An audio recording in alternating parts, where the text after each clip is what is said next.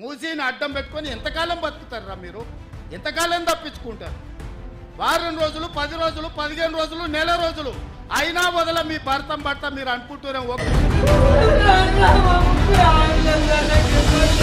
మా నాన్నగారు ఆర్టీసీలో కండక్టర్, మా మామయ్య గారు రైల్వేలో చిన్న జాబ్ చేసుకుని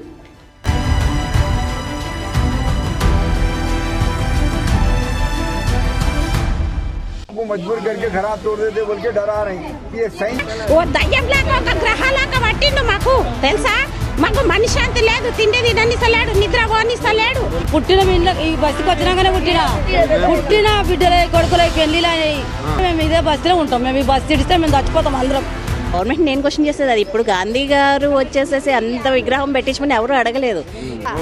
మేము పుట్టిందిడా, పెరిగిందిడా, ఇల్లు కట్టిందిడా, పిల్లలకు అన్నదిడా, కాపురం చేసిందిడా, మా బతుకు తెరువేడా. ఇక్కడ కష్టపడి లోన్ తీసుకొని ఇక్కడ మేము వచ్చామండి. లోన్ సగం కూడా మాకు తీరలేదు. పిల్లల ఎడ్యుకేషన్ రన్ అవుతుంది. ఇటువంటి ఒక మంత్రి బృందాన్ని ఇలా మూసినది పొంటి బాధితులను కలిసే ప్రయత్నం చేస్తే వాళ్ళు మళ్ళీ తిరిగి ఇంటికి వస్తే మీకు ఈ గులాబీ జెండా అండగా ఉన్నది. ఈ తెలంగాణ భవన్ ఇవాళ కేసీఆర్ గారి నాయకత్వంలో ఒక జనతా గ్యారేజ్ గా మారింది.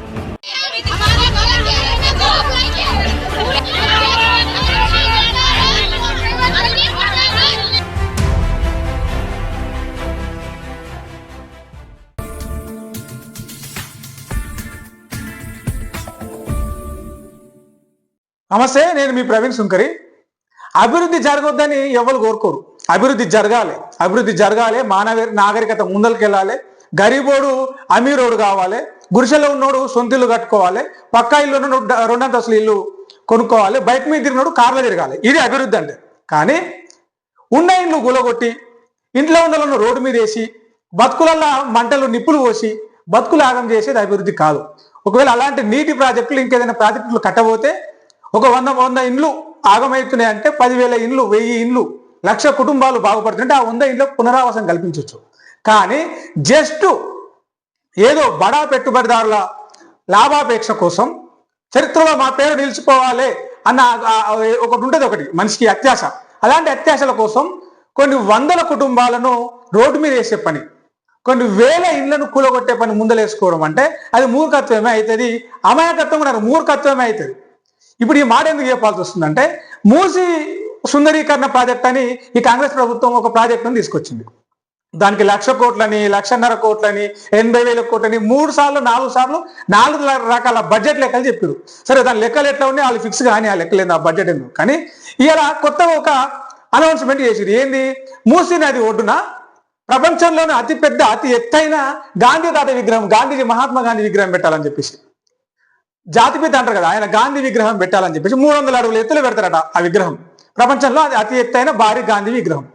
దానికి ఎంత బడ్జెట్ అవుతుందా అంటే 5,000 కోట్లు దానికి ఖర్చు పెట్టబోతున్నారట.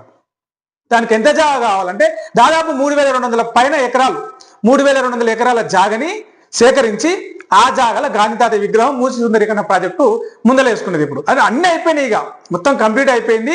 ఇది ఒకటే మిగిలింది, దాన్ని ముందలేసుకున్నారు అన్నట్టు. సో మరి దీనికి జాగ కావాలి. జాగ అంటే ఏది? హైదరాబాద్లో జాగ ఉంటుందా?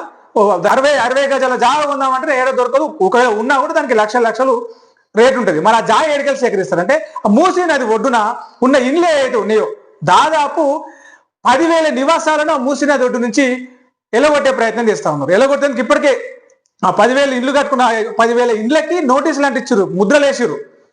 వాళ్ళు నెత్తి నోరు కొట్టుకుంటా ఉన్నారు. మేము లోన్లు పెట్టుకొని బ్యాంకు రుణాలు కట్టి చిన్న చిట్టీలు వేసుకొని ఉపాసం ఉండి కారం వేసుకొని ఉప్పు వేసుకొని పచ్చడి వేసుకొని దీని కూడబెట్టుకొని కట్టుకునే ఇండ్లు ఇవి. కూడబెట్టుకొని జమ చేసుకొని కొనుక్కునే ఇండ్లు ఇవి. బ్యాంకు లోన్లు ఇంకా కడితేనే ఉన్నాం, ఇంకా తీరనే లేదు. ఇప్పుడు మా ఇండ్లు కూడా కొడతాం, మమ్మల్ని వెళ్ళిపోమంటే మేము ఎక్కడికి పోవాలి? ఇక్కడ కష్టపడి లోన్ తీసుకొని ఇక్కడ మేము వచ్చామండి. కూలగొడుతున్నారు. లోన్ సగం కూడా మాకు తీరలేదు. పిల్లల ఎడ్యుకేషన్ రన్ అవుతుంది. ఇటువంటి పరిస్థితులన్నీ ఉన్న పలంగా మీరు వచ్చి ఖాళీ చేసేసేయండి. ఎటు పోతామండి? మేము 5 ఏళ్ల కింద కట్టుకునే ఇల్లు కాదు, 10 ఏళ్ల కింద కట్టుకునే ఇల్లు కాదు, 20 ఏళ్ల కింద కట్టుకునే ఇల్లు కాదు, 50 ఏళ్ల కింద కట్టుకునే ఇల్లు కాదు. ఇవి దాదాపు స్వాతంత్రం రాకముందు నుంచి ఈ మూసీ నది ఒడ్డున మేము కట్టుకొని బతుకుతున్నాం. మా తాతల కాంచెలు ఈయనే ఉన్నారు. మేము పుట్టిందిడా, పెరిగిందిడా, ఇల్లు కట్టిందిడా, పిల్లలకు అన్నదిడా, కాపురం చేసిందిడా, మా బతుకు తెరువేడా. మొన్ననే ఇంటి కోసం గుండె వాళ్ళకి తను చచ్చిపోయి పుట్టిన మీ ఇంట్లో ఈ బస్సుకి వచ్చినాకనే పుట్టిన బిడ్డలై కొడుకులై పెళ్లిలైనాయి 6 మందివి మరదలై చేసిన మనమాంగులు మనమరాళ్ళు పెద్దగా అవుతున్నారు. ఉండాలి, మేము ఇదే బస్సులో ఉంటాం. మేము ఈ బస్సు ఇడిస్తే మేము చచ్చిపోతాం అందరం. ఓ దయ్యంలాగా ఒక గ్రహాలాగా పట్టిండు మాకు తెలుసా. మాకు మనశ్శాంతి లేదు, తిండి తిననిస్తలేడు, నిద్ర పోనిస్తలేడు. పిల్లలు మేము రోడ్ల మీద పడ్డాము, పని చేసుకోవట్లేదు. మేము కష్టం చేసుకుంటేనే బతుకుతాము. మేము ఫస్ట్ వచ్చిందే మేమండి ఇక్కడ ఆ బిల్డింగ్ కి. ఫస్ట్ అంటే ఏ బ్లాక్ మాది. అక్కడ వచ్చి డెవలప్ చేశారు. 13 years అయిపోయింది, 14 years. అంటారు కదా, మానవ నాగరికత నదీ లోయల్లోనే విలసిల్లుతుందని. అట్లా మూసీ నది ఒడ్డున విలసిల్లిన దక్కన్ నాగరికత అది. అంటే దక్కన్ హైదరాబాదీ వాళ్ళంతా కూడా ఆ మూసీ నది ఒడ్డున కట్టుకునే ఇళ్ళు అవి. నది యువతలు ఉన్నాయి, సిటీకి అవతల కూడా కొన్ని ఉన్నాయి. వాటి అన్నింటిని అంటే దాదాపు 10,000 నివాసాలను కూలగొట్టి 500 కుటుంబాలను రోడ్డు మీద వేసి మహాత్మా గాంధీ విగ్రహం మహా గొప్పగా కడతారట. 5,000 కోట్ల బడ్జెట్ తోటి 3,000 ఎకరాల జాగ సేకరించి. ఇప్పుడు ఏం తక్కువైంది గాంధీ తాతకు? గాంధీ తాత విగ్రహం పెట్టకపోతే తెలంగాణలో ఎవడు కొడుతున్నాడు? ఒకసారి వినండి, ఆ ఇల్లు ఓడగొట్టుకుంటున్న వాళ్ళ బాధ ఎట్లా ఉంది, వాళ్ళ కన్నీళ్ళు ఎట్లా ఉన్నాయి. ఒకసారి వాళ్ళ మాట వినండి, మీకు అర్థమవుతుంది ఆవేదన ఎంత ఉందో. డెవలప్మెంట్ అంటే చిన్న నుంచి పైకి ఎదగడం. మా నాన్నగారు ఆర్టీసీలో కండక్టర్ అండి. మా మామయ్య గారు రైల్వేలో చిన్న జాబ్ చేసుకుని మమ్మల్ని ఇంత చదివించి ఇప్పుడు ఈ పొజిషన్లో ఉన్నాం సార్. మేము ఇప్పుడు ఇక్కడ నుంచి పైకి ఎదగాలనుకుంటారు కానీ పైనుంచి కిందకి తోస్తారని ఎవరు అనుకోలేదు సార్. ఇప్పుడు పైనుంచి కిందకి తోస్తున్నట్టే ఉంది సార్. ఇది డెవలప్మెంట్ కాదు సార్.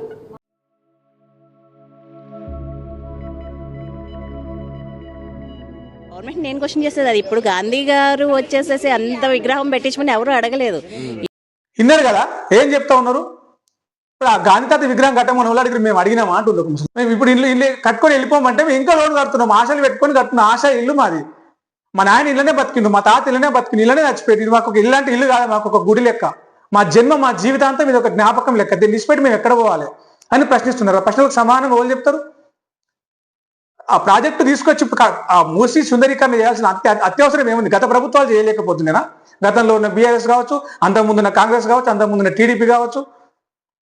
ఎందుకు దాన్ని చేయాలంటే కొన్ని వేల జీవితాలు, వేల కుటుంబాలు, వేల కుటుంబాలు, 100 కుటుంబాలు రోడ్డు మీద పడతాయి ఆ మూసీ నదిని ముట్టుకుంటే.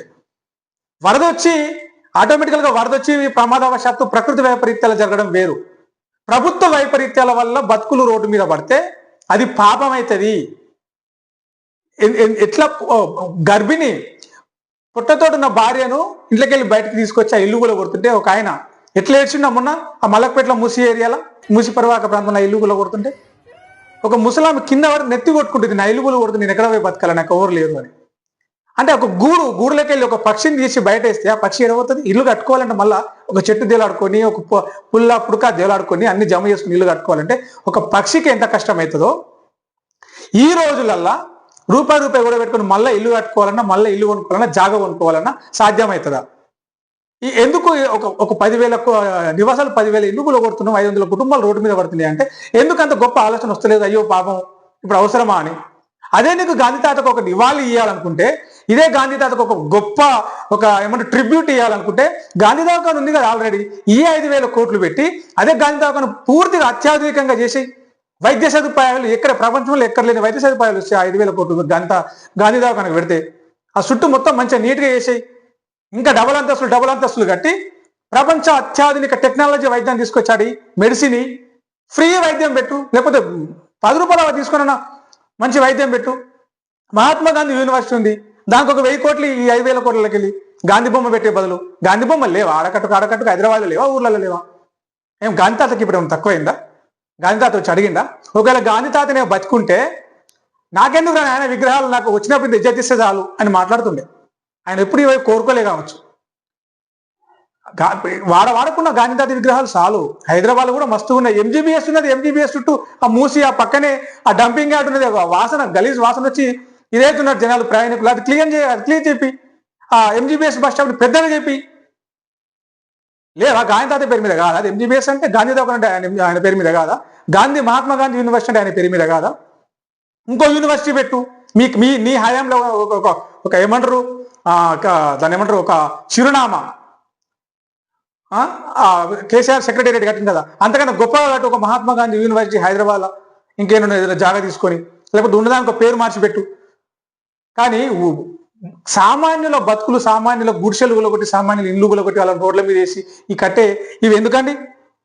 కాలేజీలు ఉన్నాయి, అంతెందుకు ఈ గురుకులాలు, కస్తూర్బా గాంధీ హాస్టళ్ళు, ప్రభుత్వ పాఠశాలలు, ఇంకా పిల్లలు మాకు భూమ చక్కగా పెడతలేరు, పురుగులు వస్తున్నాయి, నీళ్ళ చారు పోస్తున్నారు, కుళ్ళిపోయిన గుడ్లు పెడుతున్నారు అని చెప్పేసి రోజు తెలంగాణలో ఏదో ఒక యూనివర్సిటీలో, ఏదో ఒక గురుకుల పాఠశాలలో, ఏదో ఒక గవర్నమెంట్ స్కూల్లో, ఏదో ఒక గురుకుల హాస్టల్ ఈ పిల్లలు రోడ్ల మీద ధర్నాలు చేస్తున్నారు, గిన్నెలు ఎత్తేస్తున్నారు, అన్నం గిన్నెలు తీసుకొచ్చి రోడ్ల మీద పడేస్తున్నారు.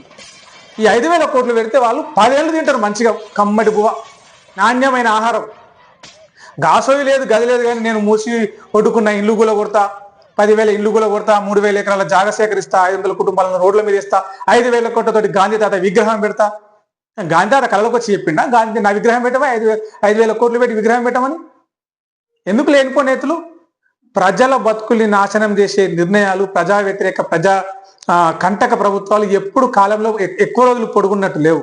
అవి 5 ఏళ్ళు కావచ్చు, 10 ఏళ్ళు కావచ్చు, 15 ఏళ్ళు కావచ్చు. పేదోళ్ళ పొట్టలు, పేదోళ్ళ గుడిసెలు కూలగొట్టి మీరు కట్టే ప్రాజెక్టులు, మీరు పెట్టే విగ్రహాలు దేనికి మామూలు కావు. ఇలాంటి ఆలోచనలు మానుకొని ఆ పేదోళ్ళ కన్నీటికి కారణం కాకుంటే చాలు. గరీబీ హటావో అని ఇందిరాగాంధీ నినాదం ఇచ్చింది కదా. గరీబీ హటావో అంటే పేదరికాన్ని లేకుండా చేయడం, పేదలు లేకుండా చేయడం కాదు. ఈ పేదలు లేకుండా చేసే ఇలాంటి ఆ ప్రాజెక్టులు లేకున్నా సరే తెలంగాణకు, లేకున్నా సరే హైదరాబాద్కు, లేకున్నా సరే తెలంగాణ ప్రజలకి. మరో వీడియోలో మళ్ళా కలుద్దాం. ఈ వీడియో మీద మీ అభిప్రాయం ఏందో కామెంట్ చేయండి, లైక్ చేయండి, మన ఛానల్ సబ్స్క్రైబ్ చేసుకోవడం మర్చిపోకండి. నేను మీ Praveen Sunkari. Thank you very much. మూసీని అడ్డం పెట్టుకొని ఎంతకాలం బతుకుతారా మీరు? ఎంతకాలం తప్పించుకుంటారు? వారం రోజులు, 10 రోజులు, 15 రోజులు, నెల రోజులు అయినా వదల మీ భర్త మీరు అనుకుంటూనే. మా నాన్నగారు ఆర్టీసీలో కండక్టర్, మా మామయ్య గారు రైల్వేలో చిన్న జాబ్ చేసుకుని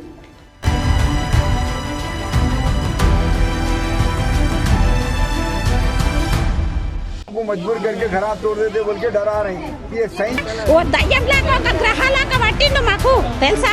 మాకు మనశ్శాంతి లేదు, తిండి తిననిస్తలేడు, నిద్ర పోనిస్తలేడు. పుట్టిన ఈ బస్సుకి వచ్చినాకనే పుట్టిన బిడ్డలై, కొడుకులై, పెళ్లిలై మేము ఇదే బస్సులో ఉంటాం. మేము ఈ బస్సు ఇడిస్తే మేము చచ్చిపోతాం అందరం. గవర్నమెంట్ నేను క్వశ్చన్ చేసేది అది. ఇప్పుడు గాంధీ గారు వచ్చేసేసి అంత విగ్రహం పెట్టించమని ఎవరు అడగలేదు. మేము పుట్టిందిడా, పెరిగిందిడా, ఇండ్లు కట్టిందిడా, పిల్లలకు అన్నదిడా, కాపురం చేసిందిడా, మా బతుకు తెరువేడా. ఇక్కడ కష్టపడి లోన్ తీసుకొని ఇక్కడ మేము వచ్చామండి. లోన్ సగం కూడా మాకు తీరలేదు, పిల్లల ఎడ్యుకేషన్ రన్ అవుతుంది. ఇటువంటి ఒక మంత్రి బృందాన్ని ఇలా మూసినది పొంటి బాజులను కలిసే ప్రయత్నం చేస్తే వాళ్ళు మళ్ళీ తిరిగి ఇంటికి వస్తే మీకు ఈ గులాబీ జెండా అండగా ఉన్నది. ఈ తెలంగాణ భవన్ ఇవాళ కేసీఆర్ గారి నాయకత్వంలో ఒక జనతా గ్యారేజ్ గా మారింది.